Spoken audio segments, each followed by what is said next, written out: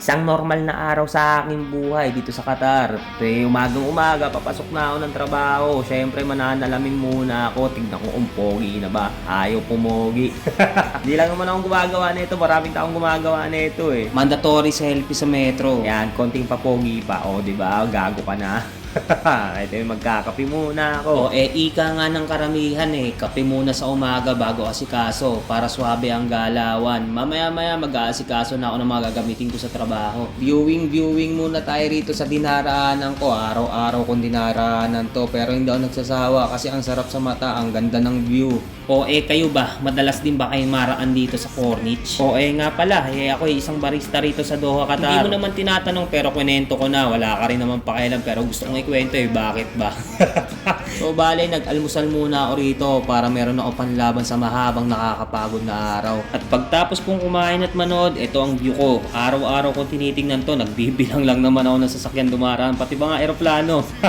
At pagtapos ng siyam na oras kong pagtatrabaho, ito ang sunod na pupuntahan ko, ang Corniche Park. Dito ako nag-google ng ilang oras sa pag-workout ng tuhod ko. Oo, may tama ang tuhod ko. Nakuha ko siya sa skateboarding. Gusto ko sana araw-araw kong gawin to, kaya lang hindi kaya ng araw-araw, kaya dinadalasan ko na lang.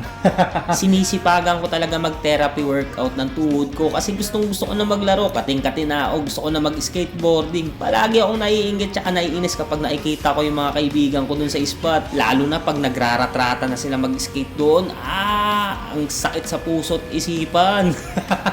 Pagka may gusto kang gawin mo, sipagan mo. Para sa'yo naman yun hindi naman para sa ibang tao. Sa katotohanan nga niyan, hindi naman talaga ako masipag mag-workout pero ginawa ko motivation sa pagpapagaling ng tuhod ko para magawa ko na talaga ang gusto ko. Gawaing makakapagpapasaya sa akin, ang skateboarding. At ganun-ganun lang, hindi ko namamalayan. Kumagat na rin pala ang dilim. Tapos na ang tuhod session ko. Patapos na rin ang isang buong araw ko. Mag-aasikaso na ako nang makauwi na ako ng bahay. Pero teka, may nakita ako hindi ko mapigilang laruin. Ginigigil talaga ako. Napakakit ng pusi na to. Ang sarap laruin. Kaya lalaruin ko muna bago ako umuwi. Gwapo mo ha? Sige, kaya alis na. Gwapo alam kung babae ka ba lalaki, basta ang gwapo mo di ba napakagandang pusi, ang sarap laruin, nakakatanggal ng stress. At nang dahil sa cute na pusi na yun, nagkaroon ako ng idea kung ano lulutuin ko ngayong gabi. Etong sardinas na to, upo na merong miswa. Salamat sa cute na pusi, nagkaroon ako ng idea ang lulutuin. Pero hindi ko talaga alam kung anong connect ng pusa na yun dito sa niluluto ko. Ewan ko, basta. So bali yun lang, kalas na.